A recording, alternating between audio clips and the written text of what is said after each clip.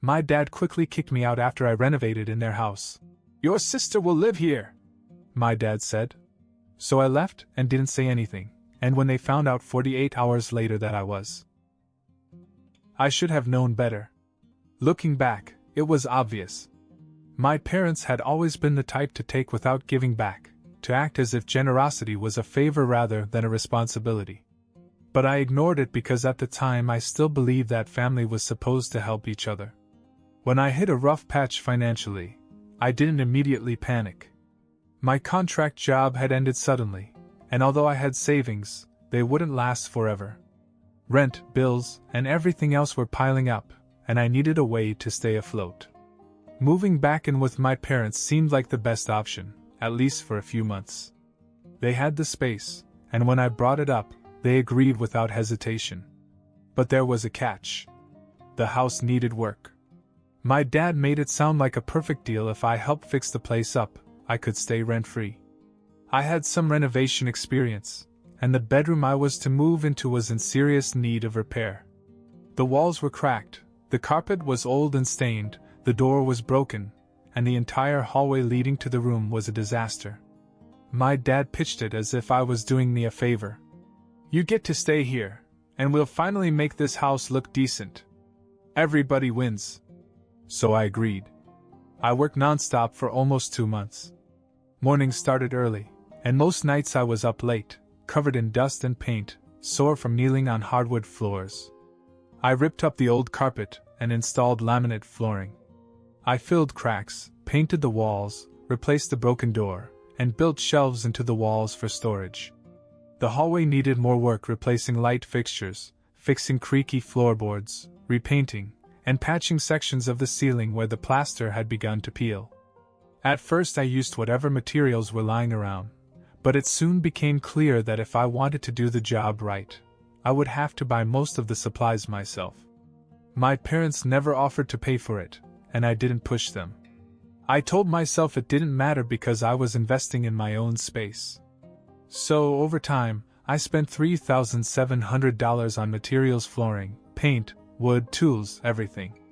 I never tracked it too closely because in my mind it was worth it. I thought I was building something for myself. I should have known better. The day I finally finished, my dad pulled me aside. My mom was standing next to him with that blank expression she always had when she was about to back up whatever nonsense he was about to say. I assumed they were going to thank me, maybe acknowledge the work I'd put in. Instead, my dad just came right out and said it. "We've decided that your sister is going to live here." I was waiting for some kind of explanation, a joke, anything that would make sense. But they were serious. I looked at my mom and she nodded like it was the most logical thing in the world. I laughed, but they didn't. "What do you mean?" "We talked about it, and it makes more sense. She needs the space more than you do," my dad said. My sister. The same sister who already had a perfectly good apartment with her boyfriend. The same sister who hadn't been around for months, who hadn't lifted a finger to help with the renovations. I asked when they had made this decision. My dad shrugged. "We've been thinking about it for a while. It's nothing personal." "Not personal." "Right." I looked at the room. The room I had put almost 2 months of work into. The room I had spent nearly $4,000 on. The thought of fighting them crossed my mind, telling them they were being selfish, demanding they at least pay me back for the materials. But I knew them. Arguing would be pointless. They had already made up their minds. So I didn't say a word. I just turned around and started packing what little I had. I had slept in the living room during the renovation, expecting to move into the finished room when it was finished. But now I wasn't welcome. I could tell they expected me to fight. Maybe they wanted me to. Maybe they thought I'd beg them to reconsider. But I wasn't going to give them that satisfaction.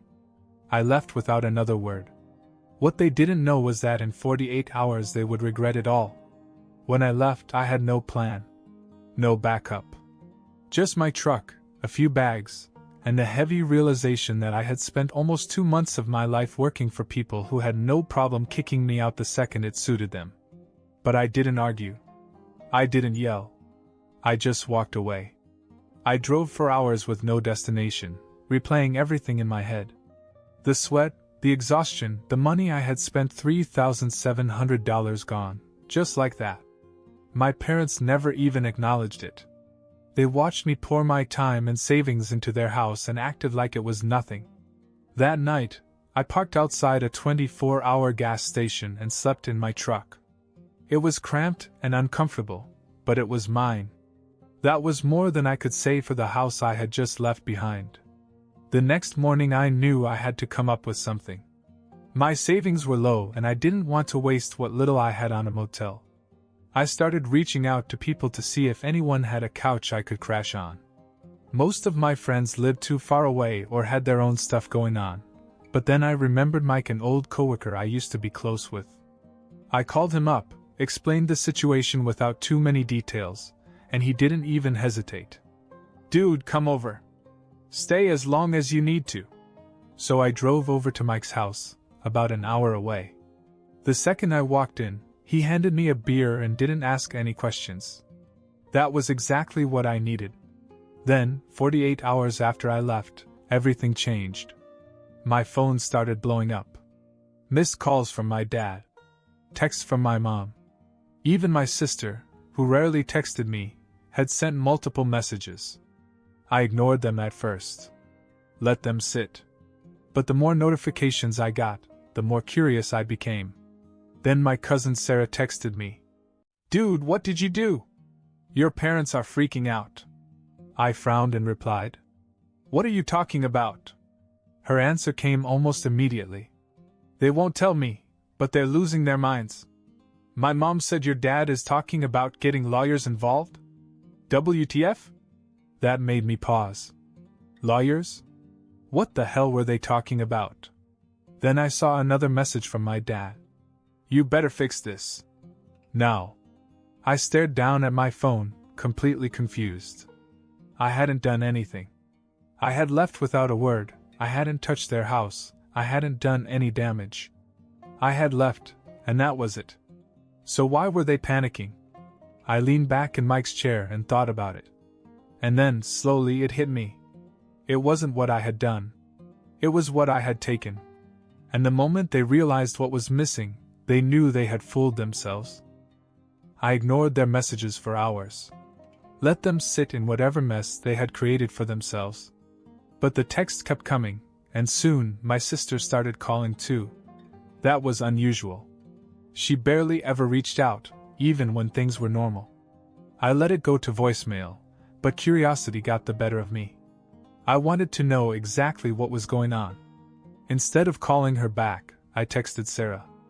"Okay, tell me what's happening." She responded almost instantly. "Your sister showed up to move in and lost it. Your dad is pissed. Mom's crying. Everyone's freaking out." I smirked. Good. I knew my sister well enough to picture the scene. She probably showed up with her boyfriend, expecting a perfectly finished bedroom, only to realize she had walked into a disaster. And the best part? I hadn't done a thing. I had left the house exactly as it was. The floors were installed. The shelves were built. The lights were working.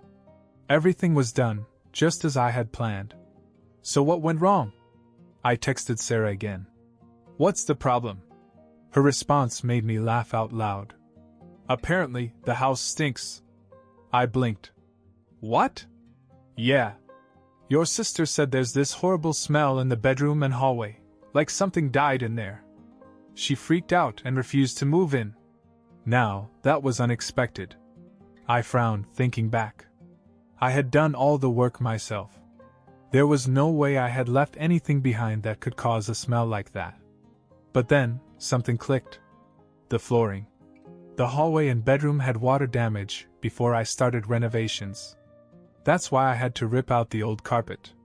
Underneath, the subfloor had been damp and slightly rotted in some places. I told my dad we needed to replace it completely, but he refused. Said it was too expensive, and told me to just lay the new flooring over it. I argued, but in the end, I did what he wanted.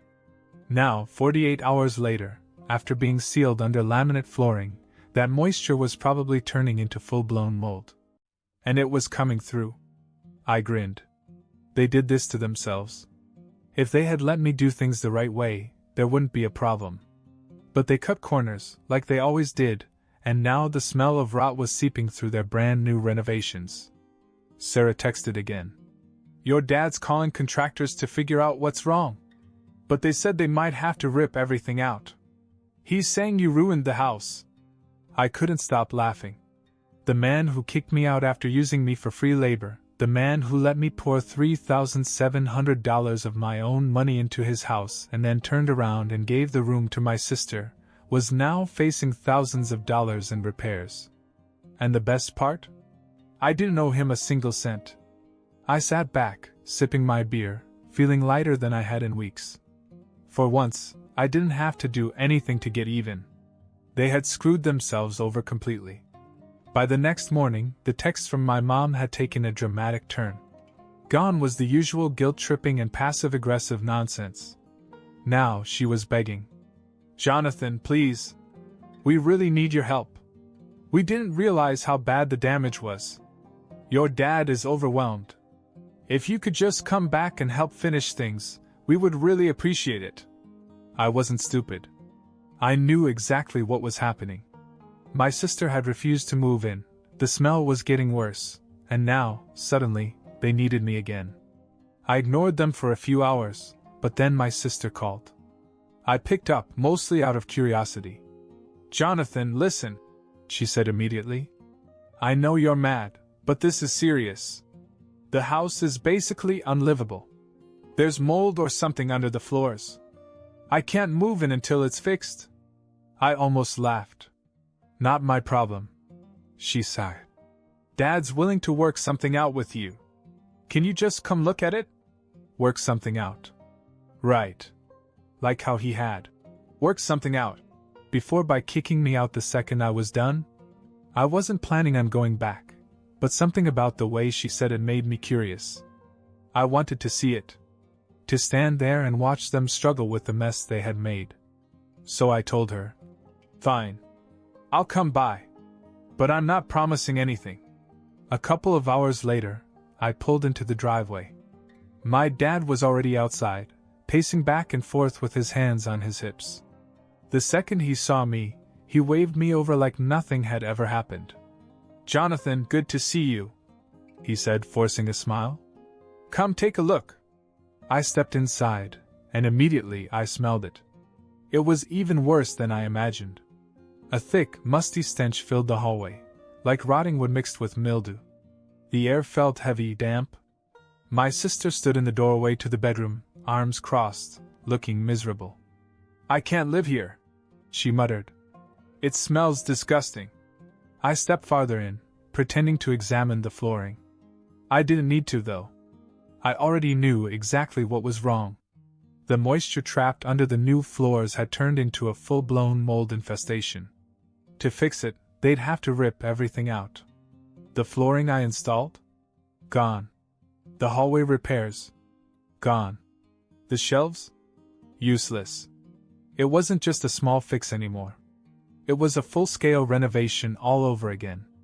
My dad cleared his throat. So, here's what we're thinking, he started.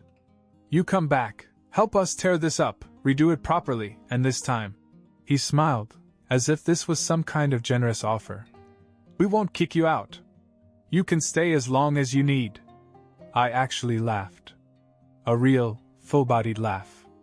This man, who had used me for free labor, kicked me out without a second thought, let me waste my own money fixing up his house, was now standing here, acting like he was doing me a favor by letting me stay in the home I literally rebuilt. I shook my head. No. His smile faltered. What? No, I repeated. I'm not fixing this. His face turned red. Jonathan, be reasonable. This is your family. We all need to support each other.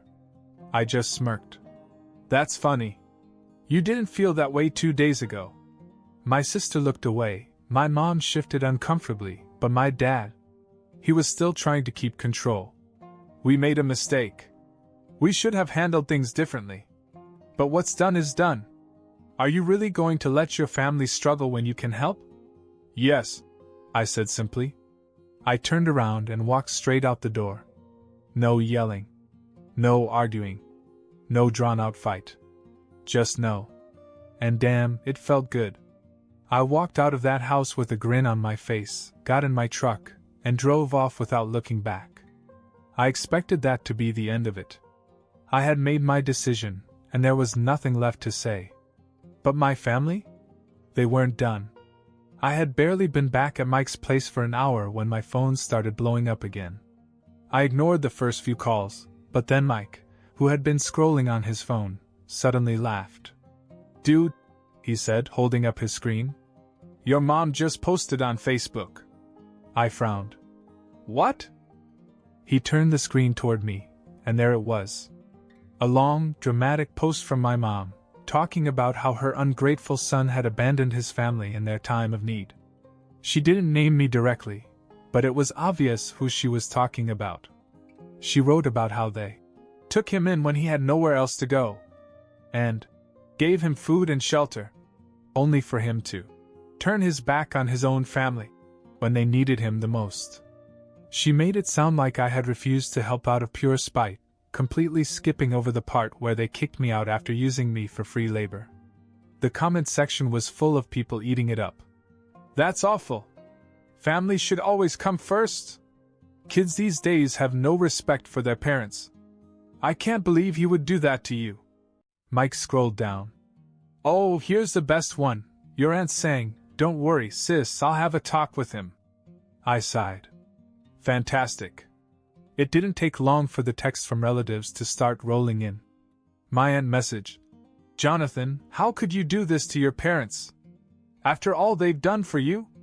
My uncle added, "I don't know what's going on, but whatever it is, just fix it. They're your parents."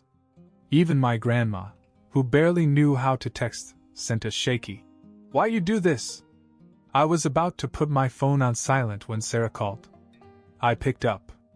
"Let me guess you saw the post?" She sighed. "Yeah. And it's worse than you think." "How so?" "They're telling people you stole from them." I almost dropped my phone. "What?" "They're saying you left in the middle of renovations and took important materials with you. Like screws, tools, whatever. That's why the house is falling apart." I laughed. Out loud. "They do realize I didn't take a damn thing, right?" "I know," she said. "But that's not the point. They're trying to make you look like the bad guy. And people are eating it up." I shook my head, completely floored. I expected them to be pissed. I expected some guilt-tripping. But straight-up lying? That was a new low, even for them. Mike leaned back. "So, what are you gonna do?" I thought about it for a second, then smiled. "Nothing." Sarah was silent for a beat. "Seriously?" "Yep," I said. "They want me to react. They want to fight. Not gonna give it to them." Mike grinned. "Damn, that's cold." "I like it." Sarah sighed. "Well, good luck. But, don't be surprised if they try something else." She wasn't wrong.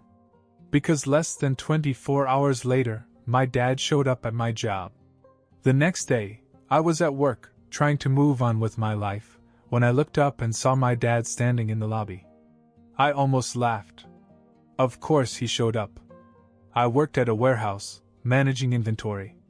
It wasn't a fancy job, but it paid the bills, and most importantly, it was mine. A place where they had no control over me. I sighed and walked over. "What are you doing here?" My dad crossed his arms. "We need to talk." I could already see it in his face. He wasn't here to apologize. He was here to lecture me, to pressure me, to act like he still had some kind of authority over me. I didn't even let him start. "Save it," I said. "I'm not coming back. I'm not fixing anything. I'm done." His jaw tightened. "Jonathan, you're being unreasonable. Your mother is sick over this. She hasn't slept since you left." I scoffed. "She slept just fine after kicking me out. Funny how that works. She just wants her family back together." He continued, Ignoring me? We all do. But you've put us in an impossible situation. Do you really think this is fair? I stared at him. Fair? Let's talk about fair, I said. Fair would have been letting me move into the room I renovated. Fair would have been respecting the work I did instead of throwing me out the second I was done. Fair would have been not lying about me online, making me look like some ungrateful thief. His face darkened. We only did that because you forced our hand. I laughed. You forced your own hand. I didn't do anything. You screwed yourselves over, and now you're looking for someone to blame. He sighed, rubbing his forehead. Look, I'm not here to argue. I'm here to fix this. Let's just come up with a solution. There is no solution, I said. You made your choice. Now I'm making mine. His expression shifted. He knew. He could see it in my face. I wasn't budging. Jonathan, he said, lowering his voice, trying one last time. We're still your family. No, I said. You're just people I used to know. He opened his mouth, but I was already walking away. That was it. No yelling. No drawn-out fight. Just done. A week later, I blocked all of them. Changed my number. Moved to a new apartment. Sarah kept me updated for a while, telling me how my parents were playing the victims to everyone who would listen. My dad told the family I had turned my back on them for no reason. My mom cried to relatives about how she didn't know what went wrong. But after a while, I told Sarah to stop updating me. I didn't care anymore. I had spent years bending over backward for people who would never do the same for me. And for the first time in my life, I was free. No more guilt. No more obligations. No more family who only saw me as a tool. And you know what? It felt amazing.